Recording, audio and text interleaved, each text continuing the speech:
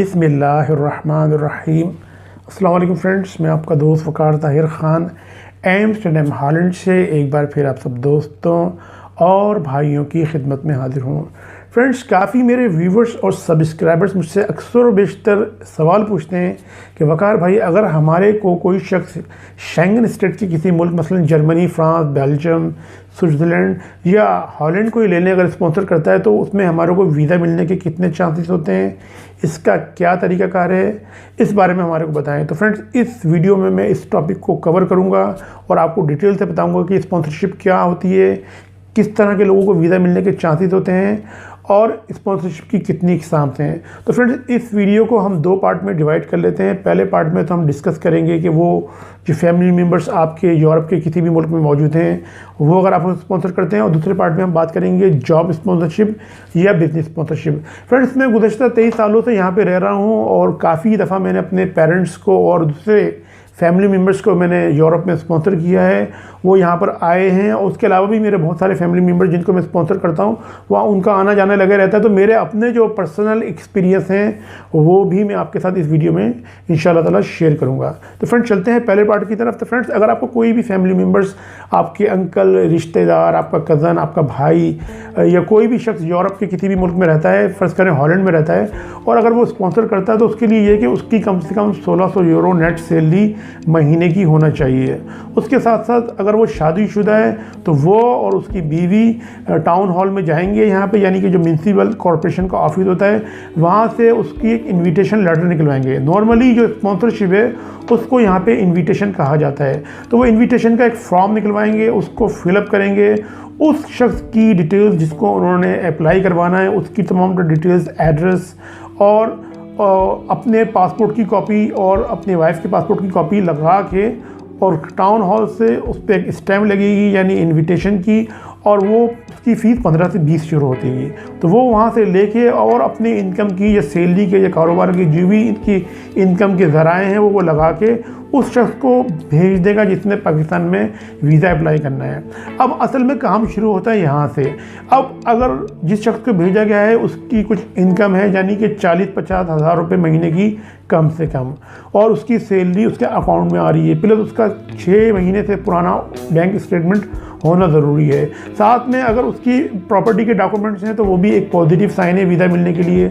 उसके साथ उसने रिटर्न टिकट की कॉपी और मेडिकल इंश्योरेंस यानी जो ट्रेवल इंश्योरेंस होता है उसकी कॉपी लगा के कॉन्सुलेट या एम्बेसी में जाके अप्लाई करना होता है।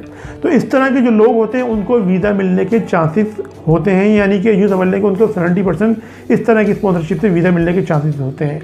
लेकिन वो शख्स जो पाकिस्तान में कुछ भी नहीं कर रहा, वो बेरोज़गार है या स्टूडेंट है, इस तरीके से काफ़ी लोगों ने मुझसे सवाल भी पूछा कि वकार भाई, मैं कुछ भी नहीं कर रहा, मैं स्टूडेंट हूँ, मैं बीए कर रहा हूँ, मैं इंटरमीडिएट में हूँ, मैं एफएससी का स्टूडेंट हूँ, मेरे अंकल या मेरे रिश्तेदार मुझे वहाँ से स्पॉन्सर करेंगे तो मुझे वीज़ा मिल जाएगा। इस तरीके से नहीं है। जो शख्स कुछ भी नहीं कर रहा, जो अंडर एज है, उसको वीज़ा ना मिलने के 99% चांसेस हैं, यानी कि 99% उनका वीज़ा रिजेक्ट कर दिया जाता है, क्योंकि एम्बेसी ये देखती है कि ये शख्स तो कुछ नहीं कर रहा, आया कि जिस शख्स ने स्पॉन्सर किया वो तो बहुत कुछ कर रहा है, लेकिन जिसको स्पॉन्सर किया इसका कोई फाइनेंशियल बैकग्राउंड नहीं है। इसका मतलब ये है कि ये जाने के बाद वापस नहीं आएगा। मैं अपनी मिसाल दे रहा हूँ कि मेरे भी एक जानने वाला था, मैंने उसको स्पॉन्सर किया था और एक अच्छी कंपनी में जॉब कर रहा था, जबकि उसकी आज से 6-7 साल पहले उसकी तनख्वाह पाकिस्तान में 25-30 हज़ार रुपये थी, जो उस वक्त एक अच्छी सैलरी काउंट की जाती थी। उसकी सिंगापुर, मलेशिया और थाईलैंड के बिजनेस ट्रिप थे, उसको जो है वो रिजेक्ट कर दिया गया था। तो इस तरह के जो लोग हैं उनको वीज़ा ना मिलने के चांसेस ज़्यादा होते हैं। अब किन लोगों को स्पॉन्सरशिप पे वीज़ा मिलने के चांसेस होते हैं? वो लोग जिनकी उम्र 60 साल से ज़्यादा है, जो या रिटायर्ड लोग हैं, उस तरह के लोगों को 90% से ज़्यादा चांसेस होते हैं वीज़ा मिलने के।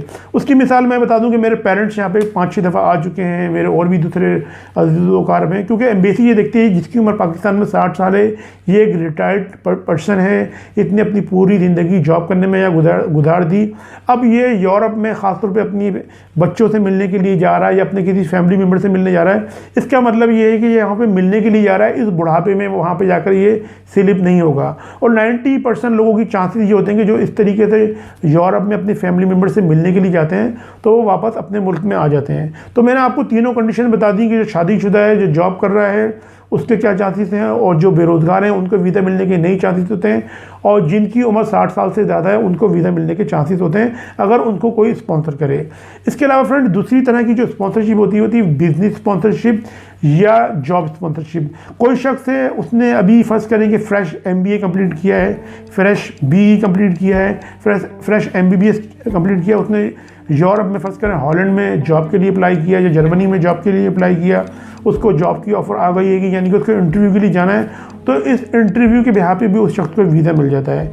दूसरा होता है कि कोई कंपनी में, किसी कंपनी में आपने जॉब के लिए अप्लाई किया, उस कंपनी ने आपको और आपके एक्सपीरियंस यानी आपके डॉक्यूमेंट्स देख के आपको जॉब पे रख लिया, आपको कॉन्ट्रैक्ट दे दिया, तो वो कंपनी आपको स्पॉन्सर करेगी, उस पर भी आपको 99.99% वीज़ा मिलने के चांसेस होते हैं। तीसरा फ्रेंड जो होता है कि अगर आप किसी मुल्क में सेमिनार के लिए जा रहे हैं, जैसे कि हॉलैंड है, यहाँ पे दुनिया की सबसे बड़ी जो है वो एक एग्जीबिशन या कॉन्फ्रेंस हॉल है यहाँ पे, तो यहाँ पे हर महीने जो है वो कॉन्फ्रेंस होते रहती है। तो उसमें ये कि अगर आप यहाँ पे कॉन्फ्रेंस में आते हैं या किसी सेमिनार में आते हैं और पाकिस्तान में भी आप शो करते हैं, या आपको कोई कारोबार है या बिज़नेस है या कोई कंपनी आपको सेमिनार के लिए भेजी थी, तो उसमें भी आपके वीज़ा मिलने के 90% चांसेस होते हैं। अब कोई शख्स कारोबारी है तो कारोबारी स्पॉन्सरशिप या इन्विटेशन इस तरीके से होती है। कोई शख्स ये कहता है कि मैं हॉलैंड, जर्मनी, फ्रांस या इटली में या यूरोप या शेंगन स्टेट के किसी मुल्क में मैं बिज़नेस डील करने के लिए जा रहा हूँ, मैं कोई कंपनी ख़रीदने के लिए जा रहा हूँ, या कोई इक्विपमेंट ख़रीदने के लिए जा रहा हूँ, या कोई डिवाइस ख़रीदने के लिए जा रहा हूँ, या कोई बिज़नेस की बहुत बड़ी डील हो रही है कि जिसमें मेरा वहाँ पे होना या साइन होना मेरे ज़रूरी है। तो इस तरह के लोग जब इस तरह की इन्विटेशन या स्पॉन्सरशिप शो करते हैं यहाँ से, तो उनके भी 90% वीज़ा लगने के चांसेस होते हैं। तो फ्रेंड्स, इस वीडियो में मैंने आपको मुख्तसरन बता दिया कि स्पॉन्सरशिप किस तरह की होती है और किस तरह के लोगों को वीज़ा मिलने के चांसेस होते हैं, किस तरह के लोगों के वीज़ा रिजेक्ट हो जाते हैं।